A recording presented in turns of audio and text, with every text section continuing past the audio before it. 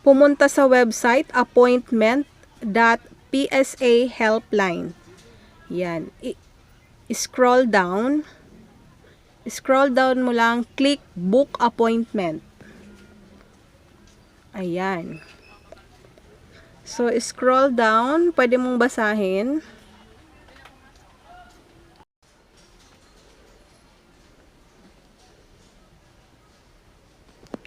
Ayan, verifying.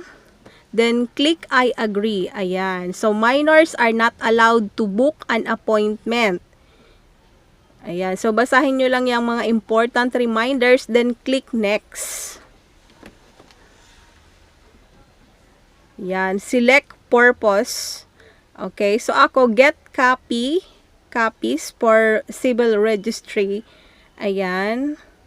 So, depende kung ano ang purpose nyo, pili na lang kayo dyan. Then, click next. Madali lang yan, guys. Ayan. Then, piliin mo kung sa anong region ka. So, ako, I'm from Region 5. Ayan. Choose an outlet.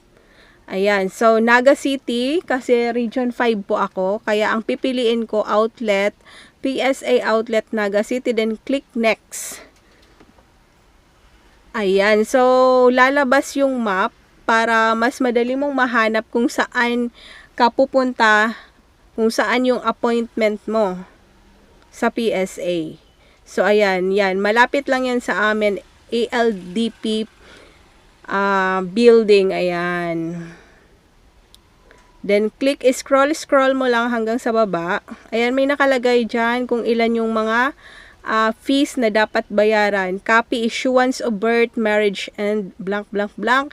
Ayan, 155 per copy. Ayan, then click next sa pinakababa. Yan. So, paglabas nyan, lalagay mo lang ang first name mo, middle name, last name, email, and contact number. Kailangan tama po ang email and contact number kasi sa email, dyan magsisend ng OTP. Then, click I agree, then click next. Kailangan tama po yung email, saka yung cellphone number, lahat dapat tama. First name, middle name, last name, email, and contact number, then click next. Ayan, magsisend ng OTP verification sa email nyo. Open nyo yung email nyo, makikita nyo dyan yung sinend na OTP, then i-enter mo siya dyan. Yan, then click verify. Ayan, so paglabas nyan, click mo lang certificate type, then pipili ka. Ayan. So, ako ang kukunin ko birth certificate ng anak kong lalaki, kaya son. Then, ilalagay mo yung pangalan ng anak mo. Yan. Then, after the next, then, mapupunta ka na dito sa, pipili ka na dyan kung anong date mo gusto magpa-set ng appointment sa PSA. So, ako pinili ko Friday 15.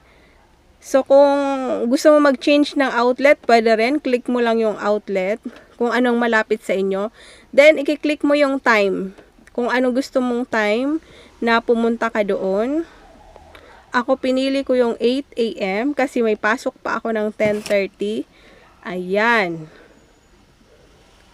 Then, click mo yung pinaka sa baba, next. Yung nakalagay na next sa pinakababa. There you go. Click next. Ayan. So, lalabas na yung mga details na in-input mo. Then, scroll ka down sa baba. Then, click print appointment form. Yan. Pag na-click mo na yung print appointment form, lalabas na dyan. Yan. Yan yung ganyan. 4 na pages yan. Yan yung ipiprint mo. Okay, 4 na page yan, lalabas. Ipaprint mo yan at yan ang dadalhin mo pagpunta mo doon sa PSA.